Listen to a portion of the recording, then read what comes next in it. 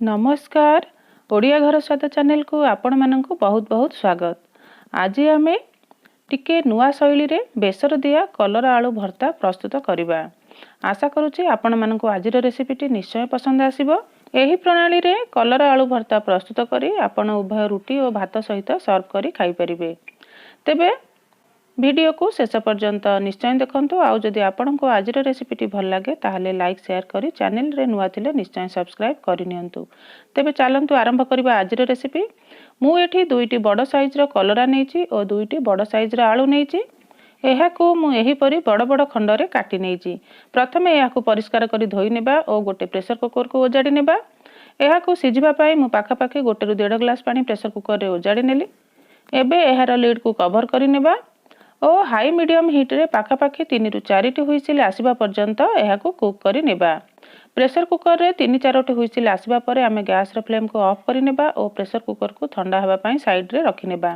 ता भितरे आमे बेसर प्रस्तुत करि नेबा। बेसर पई मु एठी 8-10 कला रसुण, गोटे बड़ चमच सोरिष, हाफ चमच जीरा और 2टी कंचा लंका नेछि। एहाकू गोटे ग्राइंडिंग जार को ओजाडी नेबा और अल्प पानी देई स्मूथ करी ग्राइंड करि नेबा और साइड रे रखि नेबा। वर्तमान प्रेशर कुकर ठंडा हो जिबा परे मु एहार लिड को खोली नेछि। आपण माने देखि पारुथिबे कलरा और आलू केते बढ़िया भाव रे सिझी जाईछि। एबे ए सब को आमे गोटे प्लेट को बाहर करि नेबा और एहा को टिके ठंडा हेबा पई छाडी देबा। आलू और कलरा टिके ठंडा हो जिबा परे मु आलू रो चोपा को एपरि छडाई नेछि। आपण माने देखि पारुथिबे। एबे आलू और कलरा को एपरि मिसाई नै भलो भाव रे चकटी नेबा। वर्तमान मु आलू और कलरा को चकटी नेछि। एहा को साइड रे रखि नेबा। एबे मु गैस ऊपर गोटे करेई को गरम हेबा पई रखि नेछि। सेथिरे 2 बड़ चमच पाखापाखि सोरिष तेल ओजाडी नेली। गैस रो फ्लेम को मु एठी मीडियम रे रखिछि। एबे एहा सहित हाफ चमच गोटा जीरा और हाफ चमच गोटा सोरिष ऐड करि नेबा। जीरा और सोरिष को भलो भाव रे फुटिबा पई देबा। एबे एहा सहित मु गोटे मीडियम साइज रे पियाज को एपरि छोट छोट काटी नै ऐड करि नेउछि। एहा को चलाई नेबा और पियाज को लाइट गोल्डन कलर हेबा पर्यंत आमे चलाई चलाई पाखापाखि 2-3 मिनिट भाजी नेबा। गैस रो फ्लेम को मीडियम टू हाई मीडियम रे रखिबा। पाखापाखि 2-3 मिनिट परे पियाज लाइट गोल्डन कलर होई भाजी हो जाइछि। आपण माने देखि पारुथिबे। एबे एहा सहित मु गोटे बड़ साइज रो टमाटो को एपरि छोट छोट काटी नै ऐड करि नेली। टमाटो नरम हेबा पर्यंत 2-3 मिनिट आमे एहा को भाजी नेबा। एबे एहा सहित स्वाद अनुसार लूण ऐड करि नेबा और भलो भाव रे मिसाई नेबा।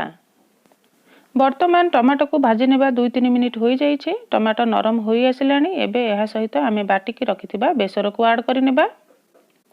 गैस रे फ्लेम को मु एठी मीडियम रे रखिछि। ग्राइंडिंग जार को धोई नै मु अल्प पानी एहा सहित ऐड करि नेली।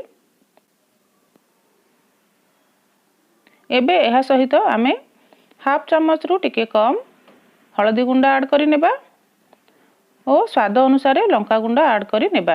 जेहेतु आमे बेसर बाटिबा समय रे कंचा लंकार व्यवहार करिछे तेणु आपण आपणक स्वाद हिसाब रे एहा सहित लंका गुंडा ऐड करि नेबे। एबे एहा को भलो भाव रे मिसाई नेबा और पाखापाखि 2 मिनिट कसी नेबा। बेसर को आमे बेसी कसिबा नाही। वर्तमान आमे एहा सहित चकटी की रखिथिबा कलरा और आलू को ऐड करि नेबा और एहा को भलो भाव रे मिसाई नेबा। गैस रो फ्लेम को लो रे रखिबा। एबे एहा को पाखापाखि 1 ରୁ 2 मिनिट एही परी कुक करिबा और एहा को एही परी कंटीन्यूअसली गोळाई नेउथिबा। पाखापाखि 2-3 मिनिट परे कलरा भर्ता बढ़िया भाव रे प्रस्तुत हो जाइछि। बेसर रो फ्लेवर भलो भाव रे कलरा आलू भर्ता सहित मिसी जाइछि। एबे गैस रो फ्लेम को ऑफ करि नेबा और एहा को एक सर्विंग प्लेट को बाहर करि नेबा। आपण चाहिले कलरा आलू भर्ता रे आलू को स्किप करि परिबे और केवल कलरा को नै एही परी बेसर दिया कलरा भर्ता प्रस्तुत करि परिबे। आशा करूछि आजिर रेसिपीटी आपण मानक निश्चय पसंद आसीथिबो। सो फ्रेंड्स आपण एही परि भाव रे बेसर दिया कलरा आलू भर्ता घरे निश्चय प्रस्तुत करंतु और आपणकर अनुभूति कमेंट सेक्शन रे निश्चय शेयर करंतु। वीडियो पसंद आसीथिले गोटे गोटे लाइक देबा को जमार भी भूलंतु नाही। चैनल रे नुआ थिले निश्चय सब्सक्राइब करि नियंतु और रेसिपी को आपणकर फ्रेंड्स और रिलेटिव्स मानक मध्ये निश्चय शेयर करंतु। पुणी थरे देखा हबा आ एक नुआ रेसिपी सहित। से पर्यंत bye bye. Thanks for watching. जय जगन्नाथ।